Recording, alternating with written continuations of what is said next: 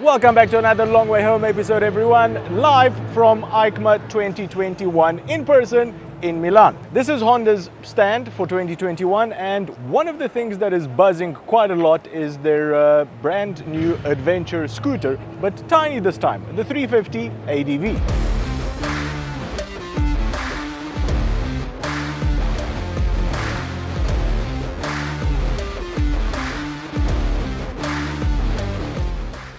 The XADV was Honda's best-selling motorcycle in Europe for 2021. So naturally, they decided to make it smaller.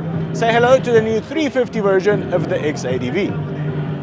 It's powered by a 330 centimeter engine. It puts out around 30 horsepower, which, you know, it's not going to win any records, but it'll definitely get you around town very easily. And if you're mental, on some cross tracks as well. You've got a 15-inch wheel on the front, you've got a 14-inch on the back, an adjustable windshield which is adjustable up to 4 different levels, but you have to use both hands to get that right, but it's pretty easy to adjust. Underneath the seat, which is exactly what any scooter rider would need, you have space for 2 full-face helmets, 48 liters of that. The seat height is a very manageable 795 millimeters. Honda's using 37 millimeters Showa upside-down fork, which is great if you actually find yourself with the XADV on some rough terrain. Now, you've probably gathered by now that I'm not a small guy. 5'11", 1.8 meters tall. I'm very comfortable on this. I mean, my back is very straight, my arms aren't cramped in any sort of way. My legs, I can see you've got 2 different positions like on most scooters here. I'd prefer this one with my legs down, but I'm comfortable. I'd be more than happy to ride this around town.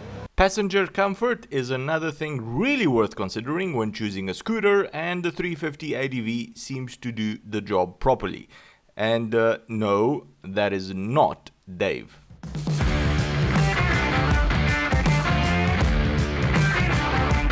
Now, Honda calls this HSTC, Honda Selectable Torque Control. Basically, fancy traction control so that, you know, the bike will save you from any mistakes that you do while riding around in the city. This comes as standard on the bike, and so does ABS. To help you charge your phone while riding around in the city, Honda has also added an USB port that's nicely tucked in a cubby hole that I cannot open because the bike is locked, but it is there. Unfortunately, there's no phone holder, some place to keep your phone, so you'll still need to install an aftermarket one of those. Electronics, not a lot of electronics on it. You've obviously got LED headlights. You've got a small, it's not TFT, it's an LCD screen, 2-color LCD screen, which will show you different functions of the bike. But what is interested, and I always find very useful for city riding especially, is keyless ride. You can stick the key somewhere in your pocket and forget about it forever. You don't have to take it out while you've got your, you know, after you put your gloves on. So keyless ride comes on the new ADV, that is very nice.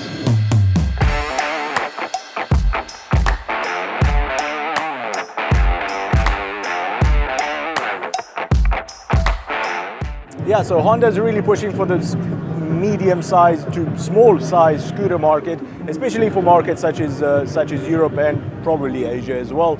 No pricing has unfortunately been announced for the 350 ADV yet, but Honda's actually put quite a lot of work in it. They've redesigned the wheels as well, brand new cast spokes. On paper, the suspension isn't bad at all. I mean, this should definitely help you out if you go on any sort of light off-road. But I think what I'm mostly interested in is, are you guys interested in scooters?